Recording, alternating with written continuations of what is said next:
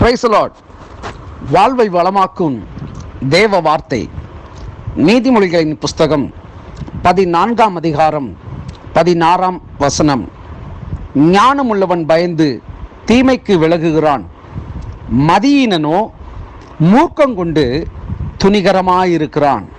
பிரியமானவர்களே, ஞானமுள்ளவன் பயந்து தீமைக்கு விலகுகிறான்.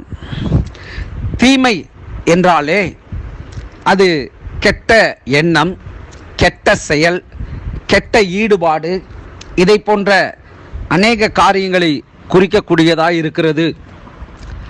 எவன் ஒருவன் தீமை செய்கிறானோ அவனுடைய முகங்கள் வேறுபடும், அவனுடைய நடக்கைகள் விகாரப்படும், அவனுடைய பேச்சுக்கள் மாறும்.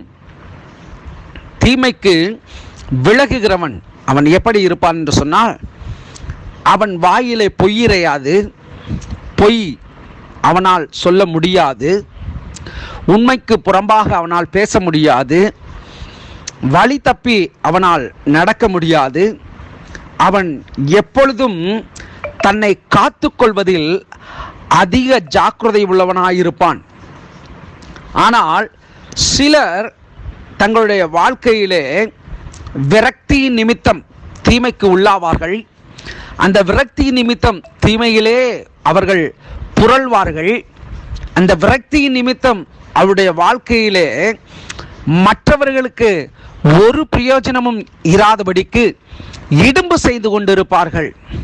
கெட்ட செயல்களை செய்து, அல்லது அவர்களுடைய நன்மைகளை கெடுத்து, அல்லது அவர்களுக்கு விரோதமான செயல்கள் எதுவோ அப்படிப்பட்ட காரியங்களை அவர்கள் செய்து கொண்டிருப்பார்கள்.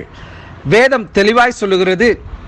நீதிமொழிகளின் புஸ்தகம் 8:13, தீமையை வெறுப்பதே கர்த்தருக்கு பயப்படும் பயம், பெருமையையும் அகந்தையையும் தீய வழியையும் புரட்டு வாயையும் நான் வெறுக்கிறேன் என்று ஆண்டவர் சொல்லுகிறார். பிரியமானவர்களே, நாம் கர்த்தருக்கு பயந்து தீமைகளை நம்முடைய வாழ்விலே நினையாதபடி, தீமை செய்யாதபடி, அந்த தீமைக்கு விலகுவோம் என்று சொன்னால் தேவன் நம்மை நன்மையினால் அவர் முடிசூட்டுவார். நம்மை அவர் கனப்படுத்துவார், நம்மை மேன்மைப்படுத்துவார். நாம் மற்றவர்களுக்கு விரோதமாக செய்கிற தீமைகள் நம்முடைய வாழ்விலே ஒரு நாள் அப்படிப்பட்ட காரியங்களிலே அறுவடை செய்ய நேரிடும். ஆகவே தேவ பிள்ளைகளாகிய நாம் தீமைக்கு தீமை செய்யாதபடி, அல்லது நன்மைக்கு தீமை செய்யாதபடி, நமக்கு தீமை செய்தவர்களுக்கு துரோகம் இழைக்காதபடிக்கு நாம் கர்த்தருடைய நாமத்தை முன்னிட்டு நாம் நம்மை காத்துக்கொள்வோம். தீமைகள் நம்மையும் அணுகாது, தீமைகள் நம்மால் செய்ய முடியாது. தீமையை நாம் பகைக்க வேண்டும். தீமைக்கு ஒரு நாளும் நாம் துணை நிற்கக்கூடாது.